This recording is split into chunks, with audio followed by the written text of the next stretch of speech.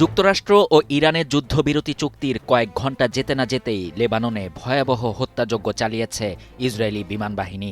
দেশটিতে এখন পর্যন্ত ইসরায়েলি বিমান হামলায় অন্তত ২৫৪ জন নিহত হয়েছেন, আহত হয়েছেন ১,০০০-এরও বেশি মানুষ। বুধবার মাত্র ১০ মিনিটের ব্যবধানে লেবানন জুড়ে প্রায় ১০০টি লক্ষ্যবস্তুতে হামলা চালিয়েছে ইসরায়েল।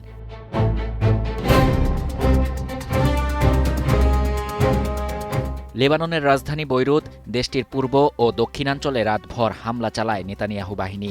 লেবাননের পার্লামেন্ট স্পিকার এটিকে পূর্ণমাত্রার যুদ্ধাপরাধ বলে অভিহিত করেছেন। এদিকে লেবাননে হামলার জেরে ইরান হরমুজ প্রণালী বন্ধ করেছে বলে জানিয়েছে দেশটির গণমাধ্যম। আইআরজিসি জানিয়েছে, শত্রুরা সামান্য ভুল করলে তারা পূর্ণমাত্রার প্রতিক্রিয়ার জন্য প্রস্তুত।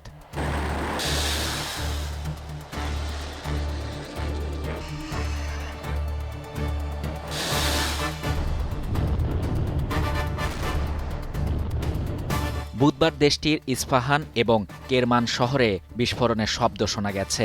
এর পরপরই সেখানকার আকাশ প্রতিরক্ষা ব্যবস্থা সক্রিয় করা হয়।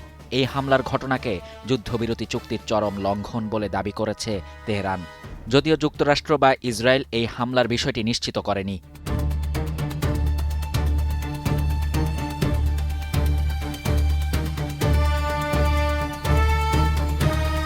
এমন পরিস্থিতিতে ইসরায়েলি প্রধানমন্ত্রী বেনিয়ামিন নেতানিয়াহু তার আক্রমণাত্মক অবস্থান পুনর্ব্যক্ত করেছেন।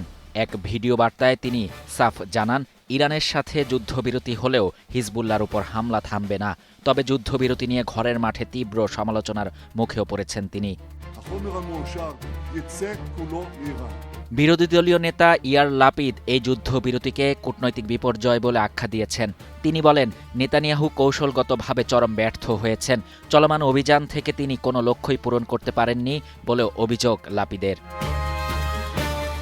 এদিকে ইরানের পররাষ্ট্রমন্ত্রী আব্বাস আরাকচি হুঁশিয়ারি দিয়ে বলেছেন, যুক্তরাষ্ট্রকে হয় পূর্ণ যুদ্ধবিরতি নয়তো ইসরায়েলের মাধ্যমে প্রক্সি যুদ্ধ যেকোনো একটি পথ বেছে নিতে হবে।